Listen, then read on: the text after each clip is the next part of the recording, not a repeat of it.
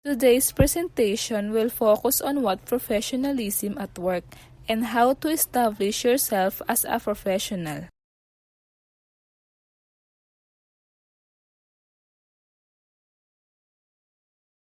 Professionalism is a skill or behavior that goes beyond what an ordinary person would have or behave in a more formal or business-like manner. Otherwise, professionalism has the ability to develop positive relationships. As well as he or she has patience, a caring attitude, and a kind personality. An example of professionalism is a business person who is dressed in a suit and tie, has good manners, and show good business sense. People may focus mainly on a professional outward appearance, for example, how you dress and put yourself together. Some may be more focused on the way one behave or co-workers and consumers. All of these aspects of professionalism are important to know and understand. In today's presentation, we will be discussing all of that. Definition of professionalism. Professionalism is a powerful quality. It allows you to fulfill your role to the best of your ability. It helps you to impress and inspire others, and it gives you a deep sense of satisfaction and self-worth. What's more, professionalism is something that everyone can aspire to from day one of their career. Characteristics of professionalism. According to Indeed, being professional entails upholding the standards of conduct established by your employer and the business community. Living up to expectation is a responsibility for both employees and business owners. Professionalism lets clients know you know what you are doing and that they can rely on you to produce, whether you work in landscaping or graphic design. You can become a professional if you have the appropriate degrees, licenses, and certification. It's more difficult to define what constitutes professionalism since you cannot obtain professional certification. You must communicate it through your actions, speech, and work product. Let's look to the different characteristics of professionalism. Number 1, competence. As a professional, you get the job done and done well. Your abilities match the requirements of your role, and you often produce results that exceed expectations. But you never plow on simply for the sake of appearances. Instead, your professionalism allows you to manage your own and others' expectation and to ask for support when necessary. Number 2, knowledge. Professionalism involves developing detailed, up-to-date knowledge, which is often highly specialized. At every stage of your career, you can strive to master your role and keep adding to what you know. It's also important to put your knowledge into action. Being professional means feeling confident to show what you know, not for self-promotion, but to help yourself and others to succeed. Number 3, consciousness. Professionalism involves being reliable, setting your own high standards, and showing that you care about every aspect of your job. It's about being industrious and organized, and holding yourself accountable for your thoughts, words, and actions.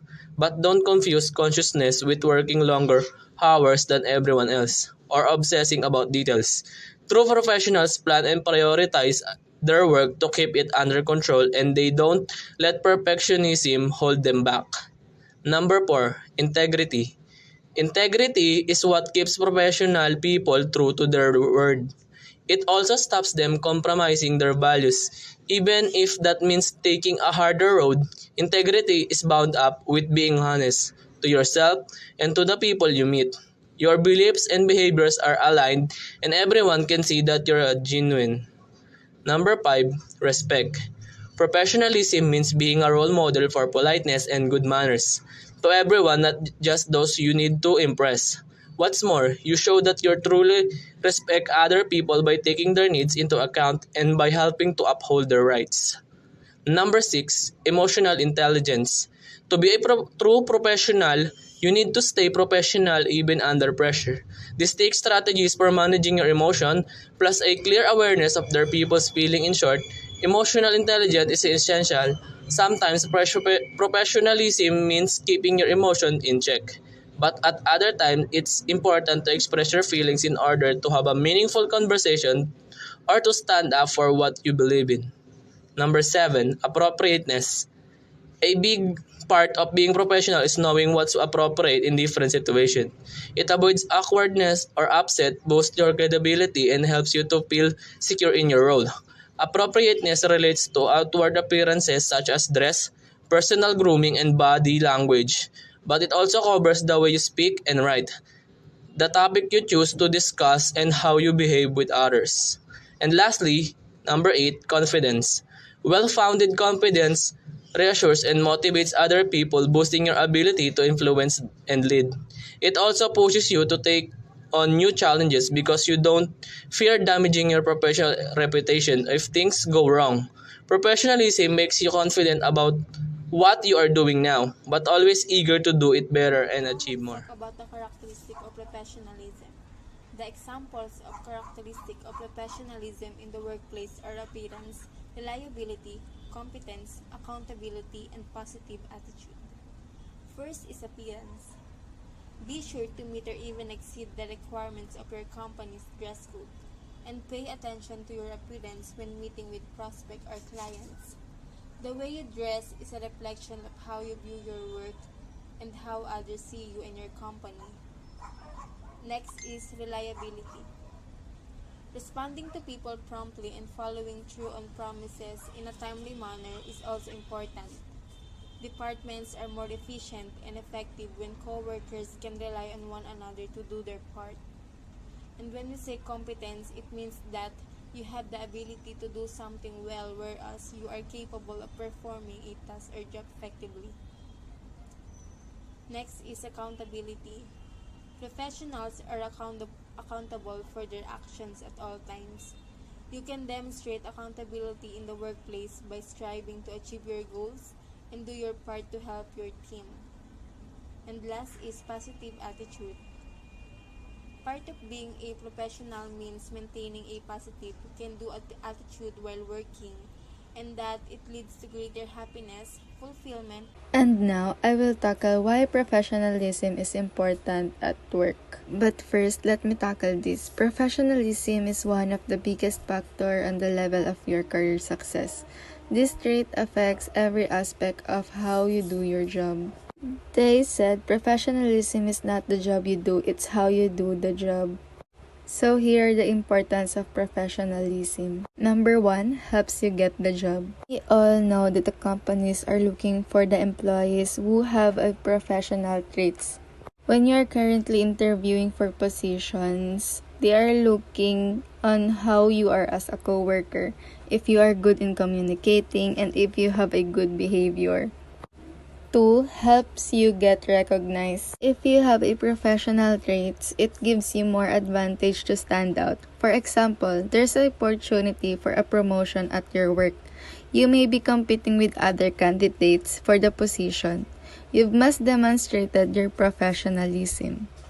3, it shows you are dependable. One of the characteristics of a professional is accountable. So they can depend on you when it comes solving problems or decision making, and that's what professionalism works. 4, you will earn more respect. By showing professional behavior at work, you will earn more respect from your co-workers. Listening and respecting others' ideas is a great way to gain their respect. Respect others shows that you know how to act as a professional. 5, you will be more approachable.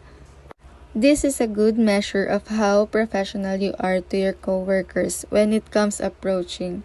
Having a professional attitude helps you to improve your interactions or relationship with your coworkers. In here, I'm going to give 5 tips on how to become professional at the workplace. First, be productive. With this, if more or multiple people are working on a certain project or task, then it is equally divided. Then it would make the members happy because the work is not that heavy or they are not loaded. Therefore, they can still work on other tasks after one. Being productive can achieve goals easily because, example, if your workforce is dedicated to the work, then their work will improve that will lead to achieving certain goal at work. Next is develop a professional image. Having professional image can help individuals to maintain positive workplace, and it can also help to become presentable at work. Being mindful on how you speak, dress, and behave at work is important when you're fulfilling your daily duties.